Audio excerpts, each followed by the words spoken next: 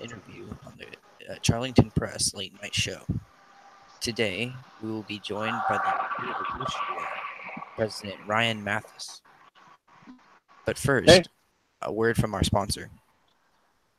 RMT Industries is a Wustrian-based company that buys, uh, puts together, and resells uh, airsoft and other armor to micronational buyers. If you are interested in purchasing a set of armor or customizing your own and purchasing one, contact Ryan Mathis at Wustria to see if you can get an order today. Now to the interview. So, President Mathis, um, uh, recently there has been a large, and I did post about this earlier, but a large amount of copycats going on.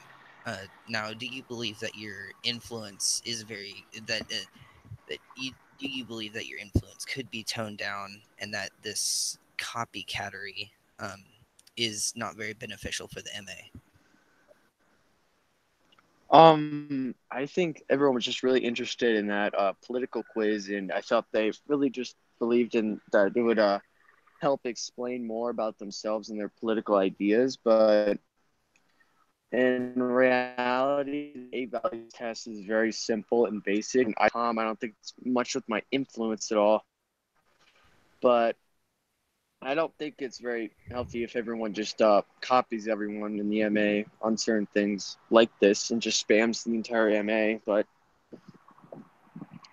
are you mentioning like the eight values test and stuff like that? Um, yes, I did see how a few people did diversify and go to the I side with and the political compass test, but most of the time people posted about the eight values test. Oh, okay. Well, I think it's okay. I think the eight values test have toned down, so I think we're pretty okay now. But Uh, yes, it's kind of unhealthy for the MA on certain things. right. So changing subjects a little more. Uh, So, in the last interview, we talked about the quote unquote fascist scourge in the MA. So, what led your nation to become fascist? Um, Mostly just with the socialist rebellions and stuff like that. Me, as one of the leaders in the fascist oligarchs, I wanted mostly just the best for my nation, and I saw that fascism made a more radical authoritarian government, and I thought maybe that would help a little bit better with the recent socialist rebellions and suppressing the left a little bit more and changing minds in So, Wustria. talking of strategies of suppressing the left, uh, you went with fascism while, if you saw in a post a few weeks ago, myself, the president, was attacked by a group of socialists. We I would say we went down a less radical route in making ourselves closer diplomatic ties to Slovakian um, in order to pacify the socialists. Do you believe that this would have also been an acceptable course of action? To turn to a fascist or more authoritarian government. No, to pursue closer ties with the socialist nation in order to pacify your socialist party or group. Um, well, um, okay. So your socialists, you said, attacked the president, correct? Yes. Um, our socialists, I don't know. They kind of did stuff without reason. I don't even think they were really socialists, but maybe that could have worked a little bit more. Um, I don't know though. Um, but do you believe that, once again, going back to your influence as being a major micronation within the MA, do you believe that this also led to the creation of the other fascist coups in the other major micronations? I would say yes. But yeah, I think yeah, influence and stuff like that. And we have very close ties with most of the fascist countries, and maybe they maybe their leaders thought it was a good idea to maybe unite or some sort of reunification that maybe fascism is theoretically brings in their nations. But yeah, I think it's partially because of our influence. Right. Um, so staying on the topic of fascism, so recently you have been posting about the recent parliamentary elections. So can you tell us about the differences between the fascist party and the nationalist party? The fascist party was a little bit more radical and wanted more of a totalitarian government with some democracy within the oligarchs and how the decisions are made. But I think the new nationalist party wants more democracy than the fascist party, less totalitarianism. I think their focus is more to bring back some of the fascist elements brought by the past government that were less totalitarian and beneficial, maybe. But some of their ideas and values I kind of find a little unclear. Like the benefits with the companies, I don't know. I'm unsure about that because they didn't really state what beneficial stuff they would give to the companies that would start up in Wustria. But yeah, I think this is a little less radical democratic regime that might take hold if they do take a parliament majority or take office. Right. So uh, once again, staying on the topic of nationalists and fascists, um, do you believe that these two groups would uh, work together to gain a parliament majority? The nationalists and fascists, I don't. I think the fascists have really died off, and I think they're starting to merge into the nationalist party. But if that were to happen, I don't know if it would hypothetically, but it could happen since the nationalist party does uphold some past beliefs of the fascist party. All right. So moving on a little away from uh, Wustria, um, what do you think of uh, the book that uh, Francis is writing, the New Order, the book one, Empire's Edge? I think it's going to be a great book idea. I think it's really attracted the MA. I think it's going to be great. He allowed me to read some of it, and he's posted on the MA. And I think so far Right. he's Um, allowed the MA to get interact with the story as well and create some fan lore and stuff. And I think it's been really good. yeah. So, uh, do you know Wustria's role um, in the book? Um, Currently, I think Austria. I think I'm supposed to be assassinated, and then currently, and then maybe Austria is going to be more of a uh, kind of a more expansionist power, more imperialist, and I think I right now I don't know. It's kind of unclear, but I think maybe more expansionist, imperialist, and yeah, wanting to take back America in the Southwest. Um, so you're correct in many aspects. Wustria does become more expansionist and imperialist, but not. They don't necessarily go after America. They really go after the Southwest.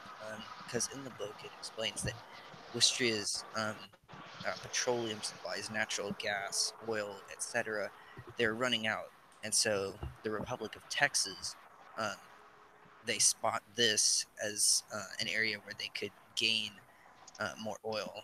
Not only that, is that Texas also serves as a buffer state between the socialist fragmented America and the conservative fragmented America, and they are also close allies with Savaikiland in the book. And because of this is why Wustria, Francia, and Russia in the book decide to go after um, the three major Allied powers, Finland, the Republic of Texas, and Switzerland. Um, but Okay. uh, moving a little more away from that, so uh, there have always been subgroups in the MA, such as the Confederate Republic of Americas, um, the American Organization of Fascists, um, and a bunch of others. Uh, so with the new one cropping up, the one that I forgot the name, I'm sorry, but uh, the one that is popped up and it serves as the EU of the MA. Do you believe that this will last Mm, longer than the others? the Micronational Confederacy, I don't know. Right now, it's unsure. Right now, it's just going through the development stage. I'm unsure about that. Um, but Wustria will stay into it until we see maybe some sort of a failure within it. But I trust in Oma's forces to develop it. Hopefully, it turns out to last longer.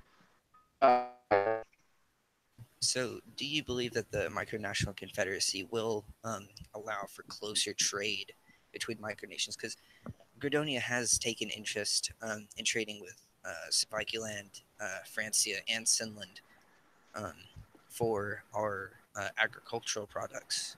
But do you believe that the micronational confederacy will improve these relations?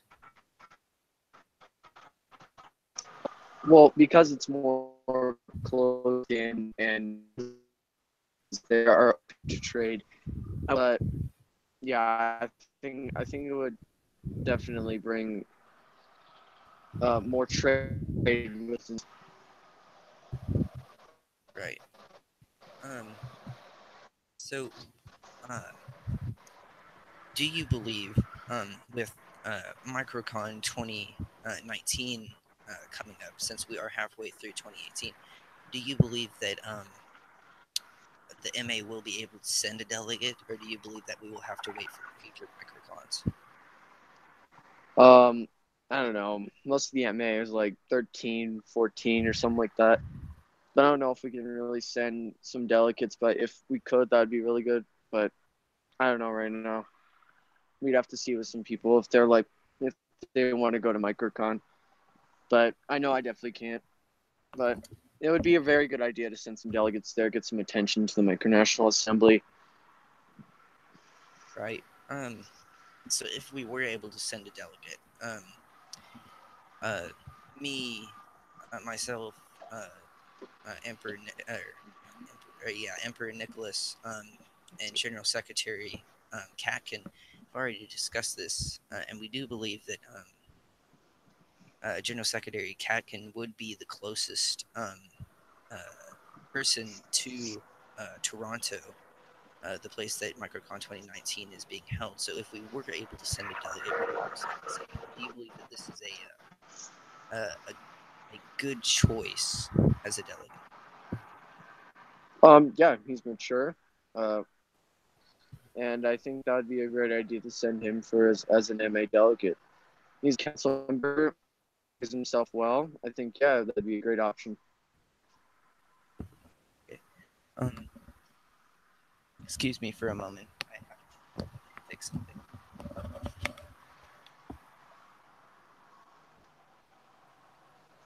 Yeah, it's freezing right here.